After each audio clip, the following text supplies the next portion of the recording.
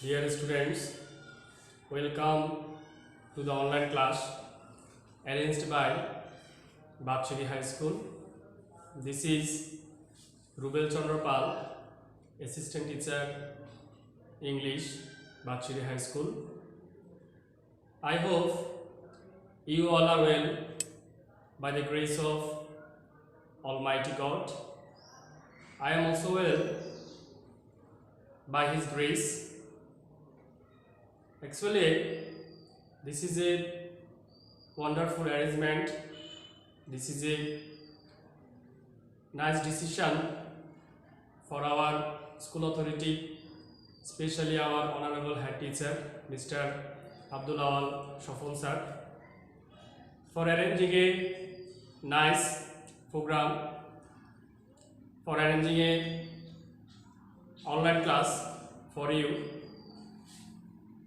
But this will be helpful for you when you will follow our YouTube channel Bakshiri Online School, and if you add to our Facebook group Bakshiri High School.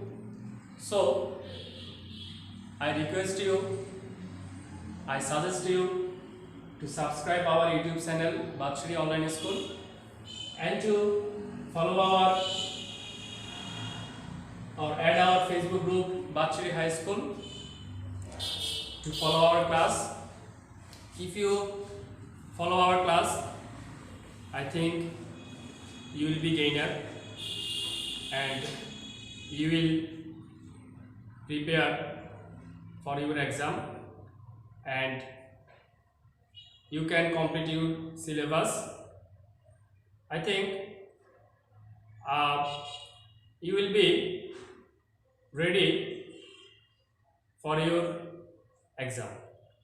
Today I will discuss with you changing sentence, and you know that there are a lot of part in changing sentence.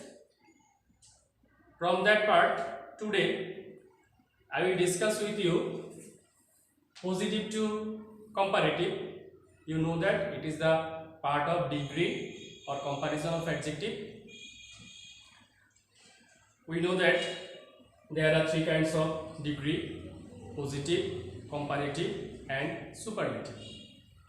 From this, today I will discuss with you positive to comparative.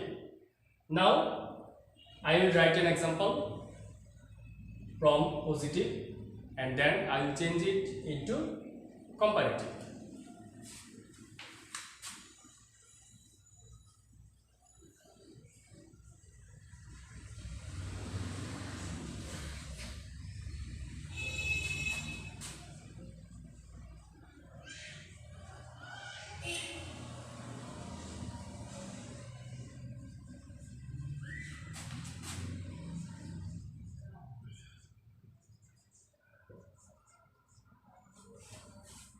প্রিয় শিক্ষার্থীরা, আমি একটা example এখানে লিখলাম, no other boy in the class is so or as good as he. তাহলে তোমরা জানো নিশ্চয় positive sentence, positive degree no other দিয়ে শুরু হতে পারে, এবং নো আদারের পর যখন এখানে সাবজেক্ট থাকবে বা নাউন থাকবে বা এই জাতীয় স্ট্রাকচারে যখন হবে, নো আদার যুক্ত পজিটিভ ডিগ্রিকে আমরা কিভাবে কম্পারেটিভ করব আমরা এখন সেটা দেখব। তো প্রথমে আমরা পরের যে সাবজেক্ট আছে শেষের সাবজেক্টটা আমরা প্রথমে নিয়ে আসব। প্রথমে আমাদের শেষের সাবজেক্টটা হলো হি, এটাকে আমরা প্রথমে নিয়ে আসব। তারপর আমাদেরকে ভার্বটা নিয়ে আসতে হবে। তাহলে ভার্ব হচ্ছে এখানে ইজ, হি ইজ। এরপরে আমরা এখানে যে অ্যাডজেক্টিভ আছে এই অ্যাডজেক্টিভটা এখানে পজিটিভ ডিগ্রিতে আছে, তাহলে আমাদের এখানে এই অ্যাডজেক্টিভের যেহেতু আমরা এখানে কম্পারেটিভ করতেছি এখানে কম্পারেটিভ ফর্ম হবে। তাহলে তোমরা জানো যে আমাদের ডিগ্রিটা তিনভাবে থাকতে পারে, আমাদের অ্যাডজেক্টিভটা পজিটিভ, কম্পারেটিভ অ্যান্ড সুপারলেটিভ। তো তোমাদেরকে যেটা করবে তোমরা সেই ফর্মে লিখবে, যেহেতু আমি কম্পারেটিভ করতেছি তাহলে তোমরা অ্যাডজেক্টিভের কম্পারেটিভ ফর্মটা এখানে লিখবে। তাহলে তোমরা নিশ্চয়ই অবগত আছো গুড এর কম্পারেটিভ ফর্ম হচ্ছে বেটার। তাহলে হি ইজ বেটার।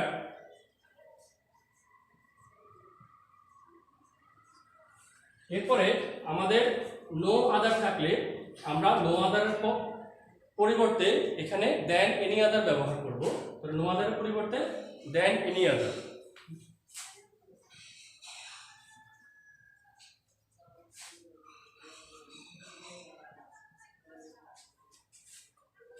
তাহলে he is better than any other. এরপরে আমরা নো আদারের পর থেকে ভার্বের পূর্ব পর্যন্ত অংশটা বসাবো। নো আদারের পর থেকে ভার্বের পূর্ব পর্যন্ত অংশ হচ্ছে বয় ইন দ্য ক্লাস। তাহলে আমরা বসাবো পরবর্তীতে বয় ইন দ্য ক্লাস।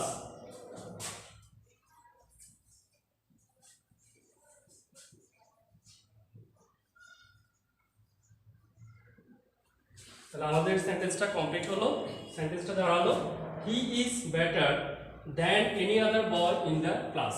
তাহলে আমরা এই জাতীয় স্ট্রাকচারের ক্ষেত্রে আমরা এই নিয়মটা ফলো করব, হি is better than any other boy in the class. এরপরে আমরা আরেকটা এক্সাম্পল দেখব।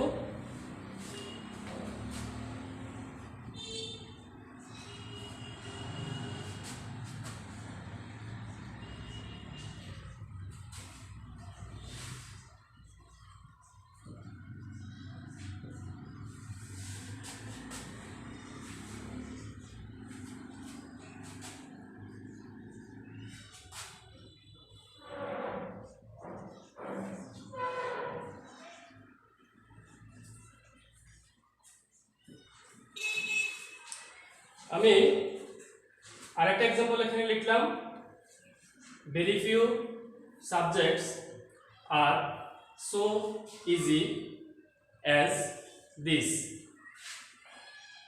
এখন পজিটিভ ডিগ্রি যখন very few দিয়ে শুরু হবে তখন আমরা কিভাবে এটাকে কম্পারেটিভ করব আমরা এখন সেটা দেখব। তাহলে very few পরে আমাদের এখানে একটা সাবজেক্ট থাকবে, এরপরে একটা ভার্ব থাকবে, এরপরে এখানে সো অথবা এস থাকতে পারে, এরপরে এখানে অ্যাডজেক্টিভ থাকবে, এখানে আরেকটা এস থাকবে, এরপরে আরেকটা সাবজেক্ট থাকবে এখানে। তাহলে আমরা প্রথমে এটাকে কম্পারেটিভ করার সময় পরের সাবজেক্টটাকে আমরা প্রথমে নিয়ে আসবো। তাহলে আমাদের পরের সাবজেক্ট হচ্ছে দিস।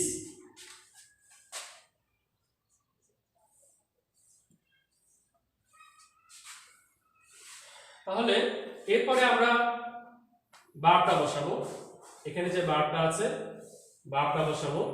তাহলে এখানে আমাদের ভার্ব আছে আর, কিন্তু আমাদের এখানে সাবজেক্ট হচ্ছে দিস।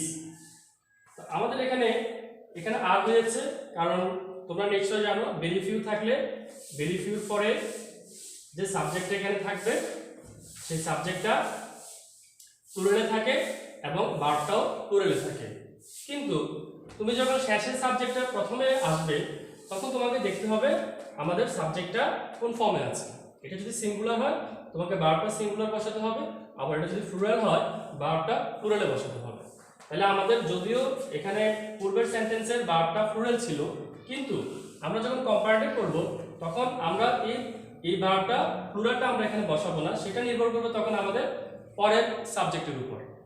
পরের সাবজেক্টটা সিঙ্গুলার হলে আমরা এখানে সিঙ্গুলার ভার্ব বসাবো, আর পরের সাবজেক্টটা প্লুরাল হলে আমরা এখানে প্লুরাল ভার্ব বসাবো। তাহলে তোমরা জানো নিশ্চয় দিস হচ্ছে সিঙ্গুলার এবং এটা প্লুরাল হচ্ছে this. This this so this, এই দিসের সাথে আমাদের সাবজেক্ট আসবে সিঙ্গুলার। তাহলে এটা আমাদের এই আরটা হচ্ছে আমাদের প্রেজেন্টে আছে। তাহলে আমরা জানি এটা যদি আমাদের প্রেজেন্ট টেন্সে যেহেতু আছে তাহলে আমরা জানি প্রেজেন্ট টেন্সে সাধারণত আমরা অক্সিলারি ভার্ব হিসেবে am is আর ব্যবহার করি। তো যেহেতু আমাদের এখানে এটা সিঙ্গুলার তাহলে সেখান থেকে আমরা ইজটা নিয়ে আসব, ইজ, দিস ইজ। এরপরে আমরা এখানে যে অ্যাডজেক্টিভ আছে এই অ্যাডজেক্টিভের কম্পারেটিভ ফর্ম আমরা ব্যবহার করব। তাহলে যেহেতু আমরা এটা কম্পারেটিভ করতেছি তাহলে ইজি, ইজিয়ার, ইজিয়েস্ট। তাহলে আমরা এখানে ইজিয়ার কম্পারেটিভ ফর্ম হচ্ছে ইজিয়ার, ওয়াইটা উঠে গিয়ে একটা আই ই আর হবে, ওয়াইটা উঠে গিয়ে আই ই আর, তাহলে ইজিয়ার, দিস ইজ ইজিয়ার।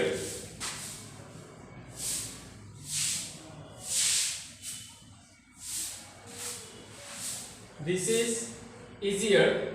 এরপরে আমাদের ভেরি ফিউ থাকলে আমরা ভেরি ফিউর পরিবর্তে দ্যান মোস্ট আদার বসাবো, ভেরি ফিউর পরিবর্তে than most other.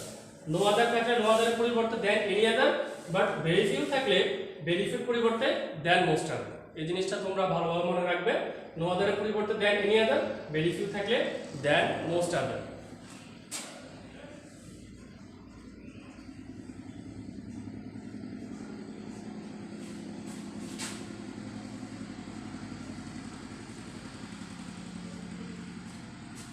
Then most other.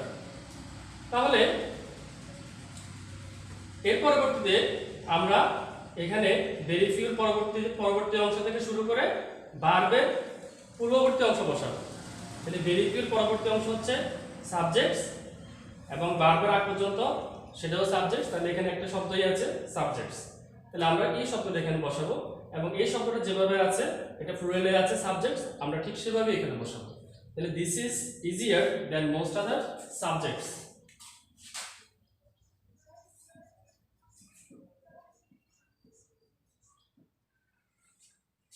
This is easier than most other subjects.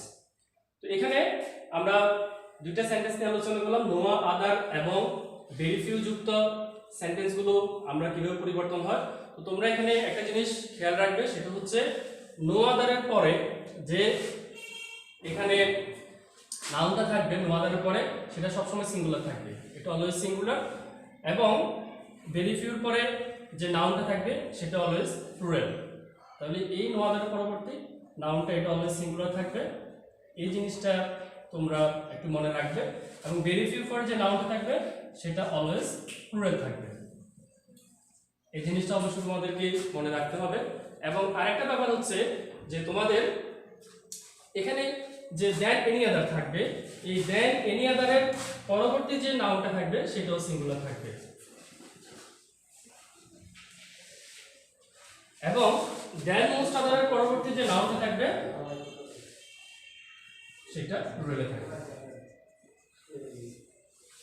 তাহলে নিশ্চয়ই তোমরা এই জিনিসের সঙ্গে ক্লিয়ার হয়েছ, নো আদারের পর সিঙ্গুলার এবং দ্যান এনি আদারের পরও সিঙ্গুলার, আবার ভেরি ফিউর পরে প্লুরাল এবং দ্যান মোস্ট আদারের পরও এটাও প্লুরাল।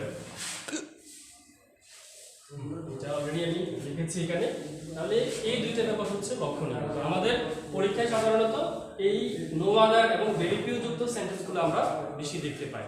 তাহলে তোমাদেরকে এই জিনিসগুলো মনে রাখতে হবে, বিশেষ করে সিঙ্গুলার এবং প্লুরালের ব্যাপারগুলো আমাদের অনেক সময় ভুল হয়ে যায়। কারণ তোমার কাছে হয়তো মনে হচ্ছে এখানে একটা এস, এই একটা এস মিস্টেক হলে এটা তেমন একটা সমস্যা নেই, কারণ একটা এস আমি লিখলেও মানে পারি, না লিখলেও পারি। কিন্তু না, এই একটা এস কিন্তু অনেক কিছু মিনিং হচ্ছে। তুমি একটা এস না দিলে এটা সিঙ্গুলার হয়ে যাচ্ছে, একটা এস তুমি যদি একটা এস দিয়ে দাও একটা প্লুরাল হয়ে যাচ্ছে। তাহলে একটা লেটারের জন্য একটা লেটারের জন্য কিন্তু আমার পুরো সেন্টেন্সটা ভুল হয়ে যাচ্ছে, কারণ এগুলো গ্রামাটিক্যাল মিস্টেক। এগুলো এমনি সাধারণত আমরা যদি একটা প্যারাগ্রাফ লিখি, একটা প্যারাগ্রাফে তুমি সাবজেক্টের সাথে একটা এস না দিলেও হয়তো এটা তেমন কোনো মানে মেজর হয়তো সেখানে তোমার মিস্টেক হচ্ছে না, অথবা একটা শব্দ শুধুমাত্র ভুল হচ্ছে। কিন্তু তুমি এখানে একই সেন্টেন্সে যদি একটা এস না দাও তাহলে দেখা যায় পুরো একটা মার্ক এখানে তোমার মিসিং হয়ে যাবে। এই জন্য গ্রামাটিক্যালের ক্ষেত্রে একটা লেটার অনেক সময় অনেক কিছু বহন করে এবং এটা অনেক গুরুত্বপূর্ণ। যাই হোক, আমরা আরেকটা এক্সাম্পল নিয়ে এখন আলোচনা করব। প্রিয় শিক্ষার্থীবৃন্দ, আমরা দুইটা এক্সাম্পল নিয়ে আলোচনা করলাম, নিশ্চয়ই তোমরা বুঝতে পেরেছ। তোমরা যদি বুঝতে না পারো অবশ্যই কমেন্ট বক্সে আমাকে জানাবে, আমি চেষ্টা করব তোমাদের সেখানে রিপ্লাই দেওয়ার জন্য। তো আজকে এতটুকুই, তোমরা এটা বাড়িতে স্টাডি করবে। এই দুইটা এক্সাম্পলের উপর আরও অধিক এক্সাম্পল তোমরা বাড়িতে দেখবে, তাহলে তোমরা বিষয়টা সম্পর্কে আরও বেশি ক্লিয়ার হবে। তো তোমরা সবাই ভালো থেকো, সুস্থ থেকো, সবাই স্বাস্থ্যবিধি মেনে চলবে। তোমাদের সবার জন্য শুভকামনা রইল এবং সবাই ভালো থেকো এই কামনায় আজকের মতো আমি এখানে বিদায় নিচ্ছি। সবাইকে ধন্যবাদ।